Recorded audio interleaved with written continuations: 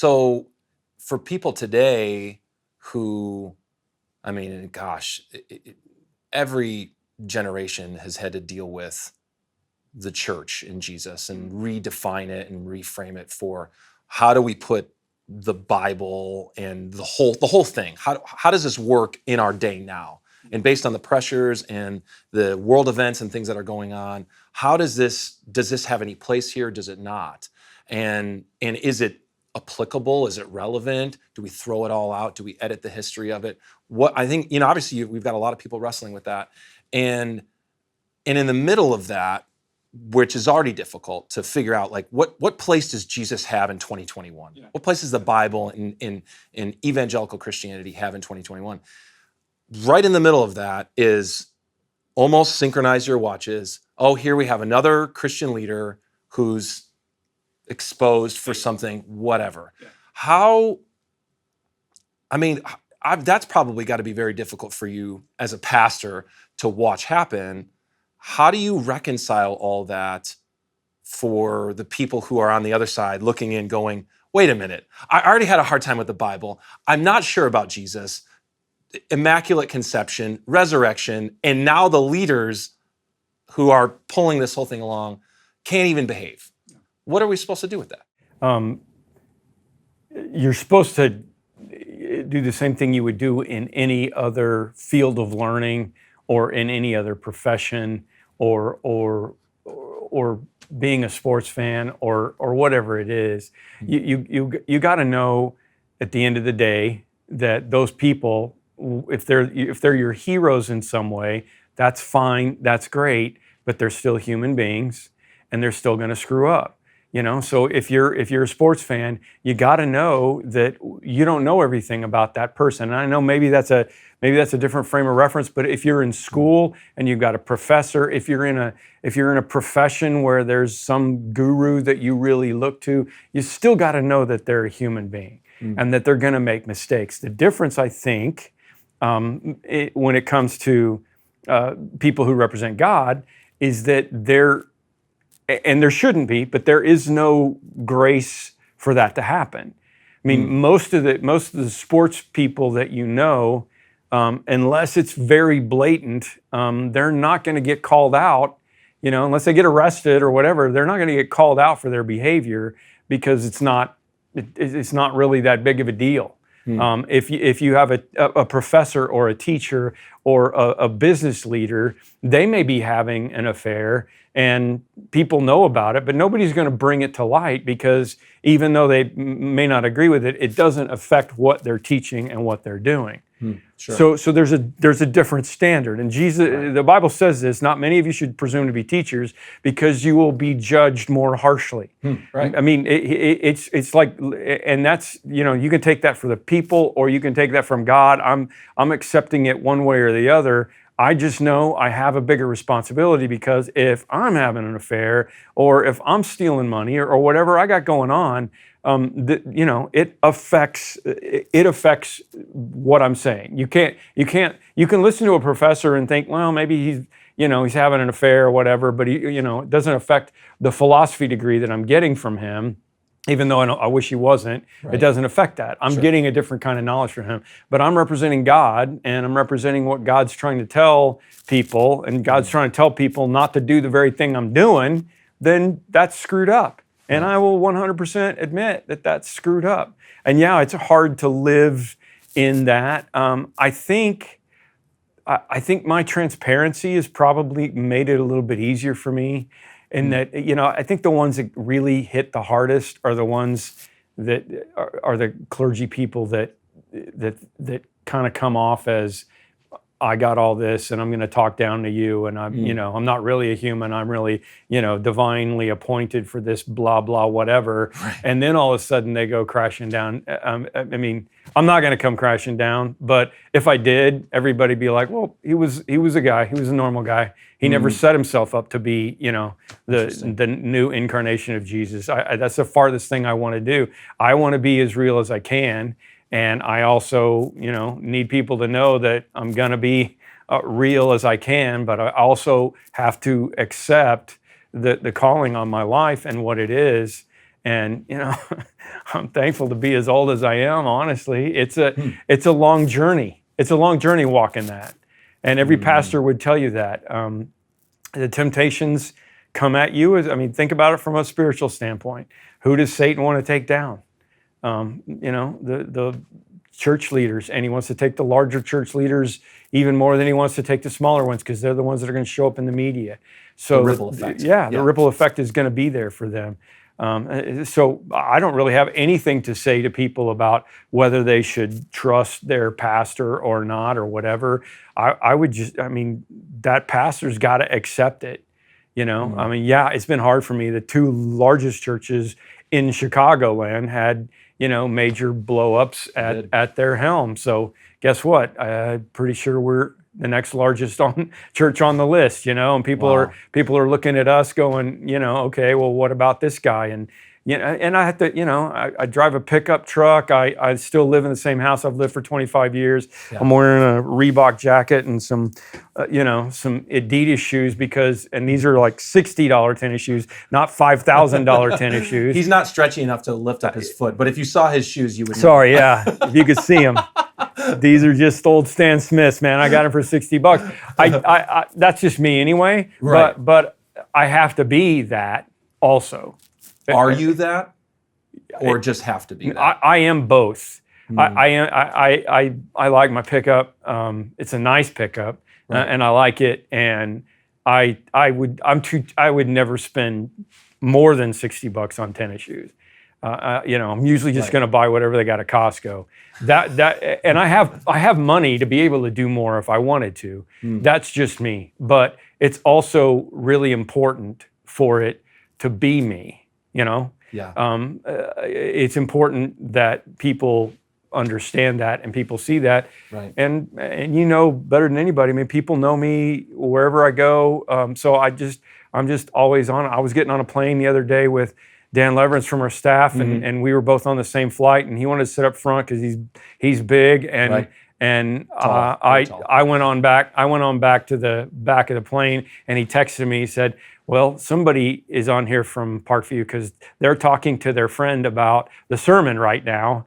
And awesome. and they didn't even wave at me or right. They saw me go by on the plane, right. and it sparked a conversation for them to talk to their.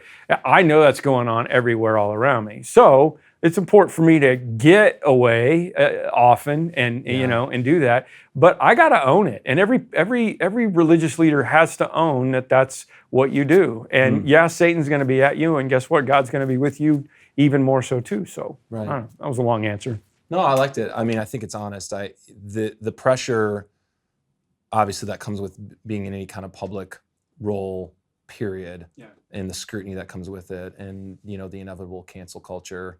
I heard someone say the other day that Christians, I didn't even plan on talking about this, but it came to mind. Christians created cancel culture originally. And this person did this thing. I remember when I was a kid and Amy Grant got divorced. Right. We all remember. Oh, yeah. Rattled us. Because her husband was a drug addict. Sure. By the way, we didn't talk about that. But we weren't going to talk about Amy that. Amy Grant got divorced. Right. Christians were like, you imagine? Get rid of her albums. Yeah. Yeah. And now, when it's reversed, it's like, I don't like this. Yeah. You're like, well, nobody should do it. Yeah. It shouldn't be that easy. I agree with you. People are fallible. They're always going to disappoint you. Yeah. You raise up one person because you tore down the previous person. You're going to tear them down again. Yeah. It's a cycle. Yeah. But it is really interesting, the point that we've now gotten to ourselves to, where the quick dismissal based on, oh, you did this, you're out. Quick dismissal. That's perfect. Yeah, out. Yeah. It just doesn't feel like it ends. Even if it's not even true, or even if there's no proof that it's true. That's right. If somebody says something, it's quick dismissal. Right. And again, I'm not saying, I understand the young generation is looking at mega churches and going, I'm not sure that's where I want to be. Actually, ironically, my kids are all in mega church kind of situations, and they do that, but that's fine. A mega church doesn't have to be for you. Right. As a matter of fact, it might not be. And this, I may have just existed in a really weird part of history where churches got really big for a while, and it may never happen again because we may go back to the old way, where it was a smaller church. Right. I don't know how that works with communication and the internet and how many choices we have, but one way or another, don't throw the baby out with the bathwater. If you find I don't know, where'd that expression come from? I have no idea. If you have a I think it was Roman. Sorry. Yeah. I think it was the Romans. They Probably, used to throwing them super out. weird. Ugh. If you have a pastor and you're at a church and he does something wrong, then don't lose Jesus, because Jesus didn't do anything wrong. And if you're at a church and it's not working for you, then go to another church. It's okay. Go to a smaller church. If you're part of Parkview and you're listening to me right now and you're like, I just don't think I want this big church thing, then we have 2 other campuses that aren't as big as Orland. Well, I'm not sure I want a video teaching. Great, then I can give you a whole bunch of other places to go. Just get plugged in. And probably my guess is that whatever human leader you find at whatever place you go to is also going to be fallible and is also not going to be able to do everything you think they're going to be able to do all the time. So just That's right. deal with it. So I've known you for a long time, and one of the illustrations that has always stuck out to me, which this is a break from all the serious stuff, is guy on a buffalo. So I got to bring that back again. I'm going to play this clip really quick, and then I'm going to have him talk about it. Guy on a buffalo. Oh no, it's a guy on a buffalo. A guy on a buffalo. What the heck is going on with that? My friend used guy on a buffalo the first time, and I don't know. It started making the rounds, but it's just a perfect illustration to me of forgetting that we have the power, that I don't have to worry about anything because I'm riding on a buffalo. And Christians just don't remember that God is with us. And to me, I mean, it's goofy. It's so goofy. I'm going to bring it back in a sermon sometime soon. Because man, I mean, that's just, it's such a good reminder to me. I have the power, the resurrection power living inside of me. If I'm on a buffalo, I'm not worried about, the little things that are going or some bear coming after me. No bear's not going to come after me on a buffalo. And if he does, it doesn't matter because I'm on a buffalo. I mean, this is where things are really, we just forget the power that we have as a Christian. Yeah. Well, and what to use that for. Because I suppose, as we're talking about the emphasis on people and leaders, if I'm hopped on the back of another leader or a person to carry me through the woods, it's not going to work out. And unless I fundamentally think that the approach is wrong, I'll just keep finding a different person to put in there and repeating the cycle like we said. So at the end of the day, Kev, it's got to be Jesus that you're putting there. And I mean, you're riding on the power of God. Human leaders are going to human lead us, but they're still going to be humans. And you can read the Bible and you can watch Peter and you can watch, Paul, and you can watch Paul and Barnabas have a dispute over where to take John Mark. And those are, the John Mark fans were mad at Paul, I'm sure, and they had their little blogs going and their social media thing. Well, Paul won't take John Mark. And then the Paul people were like, well, John Mark deserted him on that missionary trip. He shouldn't take him. And you could just imagine all the stuff that's going on in there. So the Barnabas people didn't think Paul was a good leader, and the Paul people didn't think Barnabas was a good leader. And what did they do? They were like, well, you go one way, well, I'll go the other, and it's cool. Right. And they did. And they came back later and went on more trips together. And you got to deal with the human side of what this whole thing is. Yeah, absolutely. To wrap us up, and I appreciate your candor and your openness always. What if people are going to misunderstand or misinterpret you and what you want to do? Back to what we were talking about at the beginning. What would they either misinterpret and then what would you want them to know? What do you want people to know about you? It's a great question.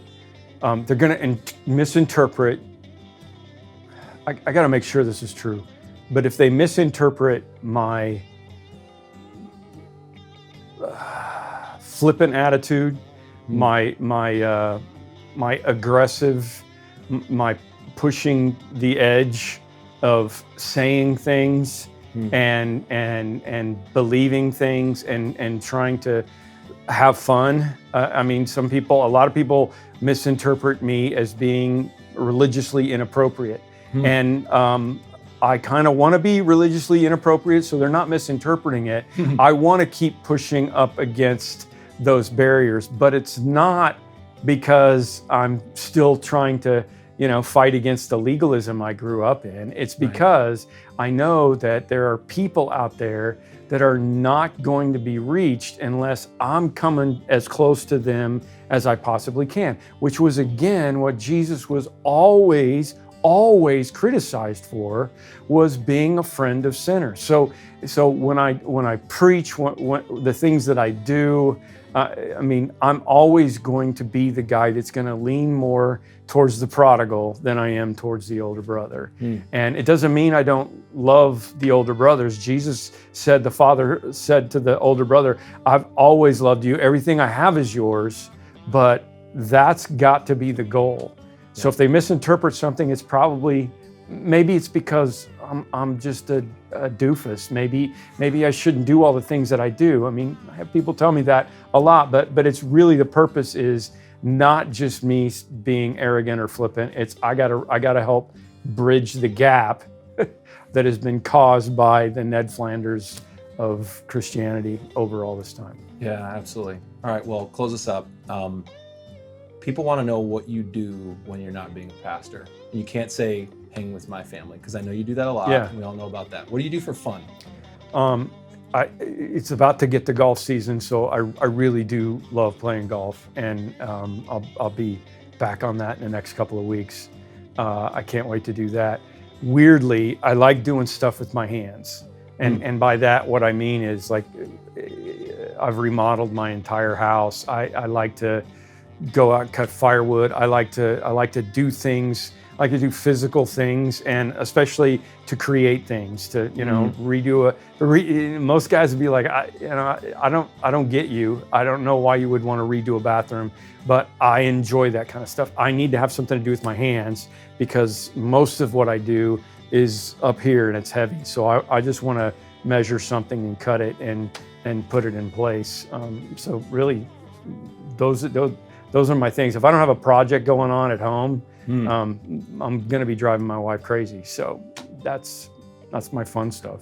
All right, and finally, Home Depot, Menards, or Lowe's on that topic? Menards, because it's cheaper. Right. And yeah, it would always be, except it's too far away. Right. So it's Lowe's. There you go. Yeah. He's a Lowe's man. Yeah, I'm a blue guy, not an orange guy. He was not paid to Nope. say that. Nope. All right, man. Well, thanks for being here. Thanks for hanging out. I appreciate My it. pleasure, man. All right.